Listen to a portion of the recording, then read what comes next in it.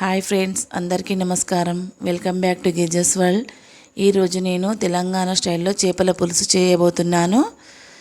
కొత్తగా చూసేవారు నా ఛానల్ని సబ్స్క్రైబ్ చేయడం మర్చిపోకండి. తప్పకుండా సబ్స్క్రైబ్ చేయండి, లైక్ చేయండి. ఇలాంటి మంచి మంచి వంటకాలతో మీ ముందుకు వస్తాను.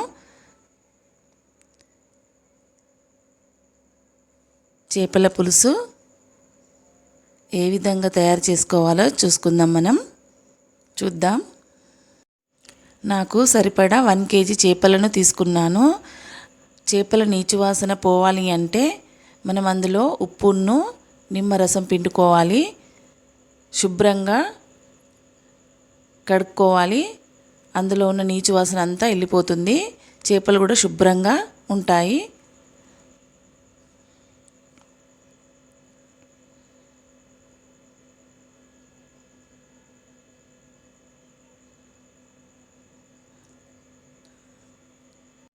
మనకు చేపల కూర రుచిగా రావాలంటే మనం ఏం చేయాలి? ముందుగా చేపలను నీచు వాసన రాకుండా శుభ్రంగా కడుక్కోవాలి.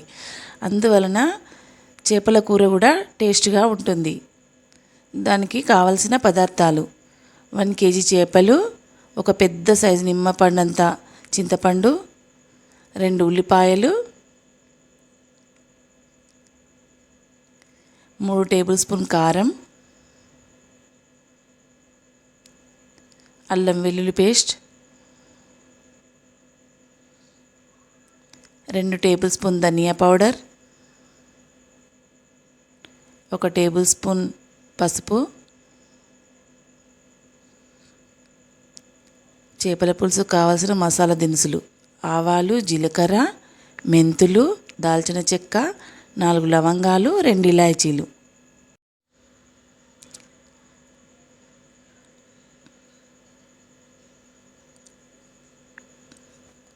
తగినంత ఉప్పు,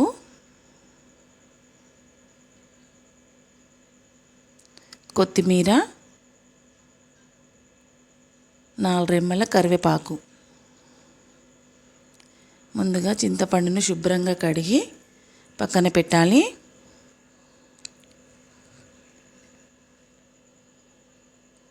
నీళ్లు పోసి దానిని ఒక 10 నిమిషాలు నాననివ్వాలి. మనం 2 ఉల్లిపాయలు తీసుకున్నాం కదా, దానిని స్టవ్ పైన పెట్టి దాన్ని బాగా కాల్చుకోవాలి. చేపల పులుసుకు మెయిన్ ఇదే ఉల్లిపాయ పేస్ట్.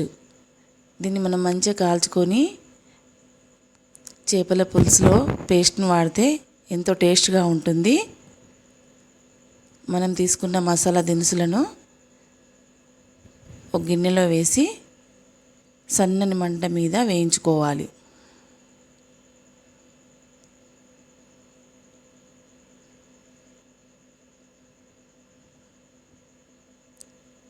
బాగా వేగిన తర్వాత, చల్లారిన తర్వాత మిక్సీ జార్లో వేసి మిక్సీ పట్టాలి. అలా మెత్తగా గ్రైండ్ అయిన దాంట్లో మనం ముందుగా ఉంచుకున్న ధనియాల పౌడర్, కారం,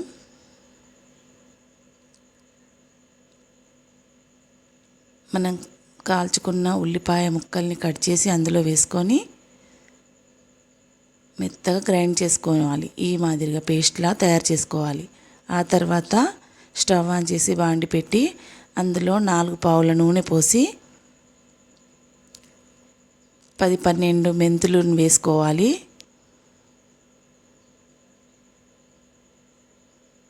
ఆ తర్వాత సన్నగా తరిగిన ఒక ఉల్లిపాయ ముక్కల్ని వేసుకోవాలి.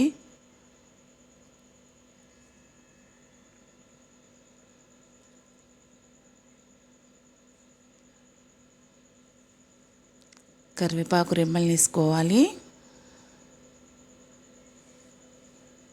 అవి బాగా వేగాక అందులో మనం అల్లం వెల్లుల్లి పేస్ట్ని వేయాలి.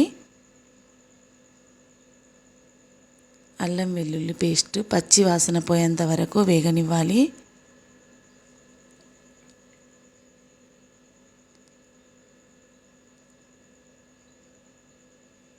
అలా వేగిన తర్వాత పసుపు వేసుకోవాలి.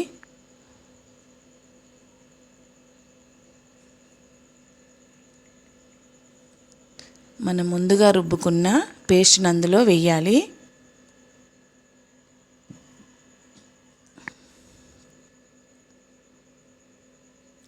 పేస్ట్ మనము హై ఫ్లేమ్లో కాకుండా సిమ్లో ఉంచి కాసేపు వేగనివ్వాలి.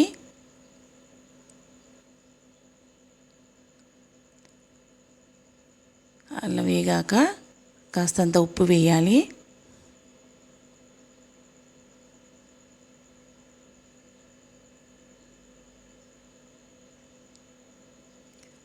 ఆ తర్వాత మనం శుభ్రంగా కడిగి పెట్టుకున్న చేప ముక్కలను అందులో వేసుకొని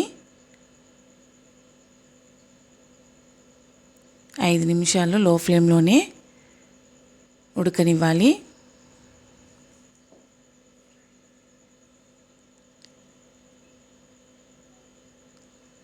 మనము చేప ముక్కలను మెల్లగా కలుపుకుంటూ ఉండాలి. ఆ తర్వాత కొత్తిమీర వేసి కాసేపు ఫ్రై అయ్యాక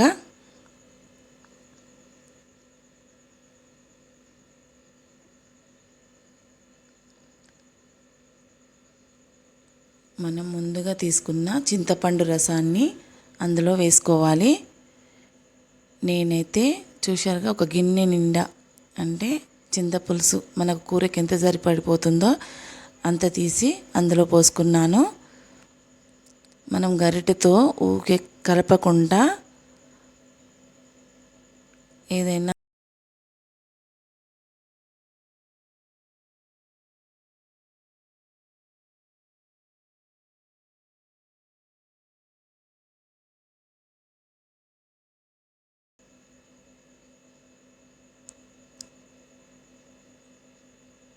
చూసారా చేప ముక్కలు విరగకుండా ఎంత బాగా ఉడికాయో.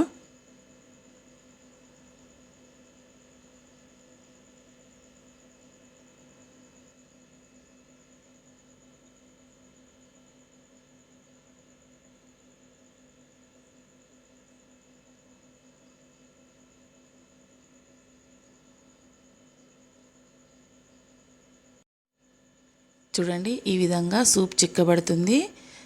అంతే, ఎంతో తెలంగాణ స్టైల్లో చేపల పులుసు రెడీ అయిపోయింది. దీన్ని వేడివేడి అన్నంలో తీసుకుంటే ఎంతో రుచిగా ఉంటుంది. తప్పకుండా అందరూ ట్రై చేయండి. ఎలా ఉందో కామెంట్ బాక్స్లో నాకు షేర్ చేయండి. ఈ వీడియో తప్పకుండా మీకు నచ్చుతుందని నేను అనుకుంటున్నాను. Please subscribe my channel, like చేయండి, షేర్ చేయండి, బెల్ ఐకాన్ నొక్కండి. Thank you.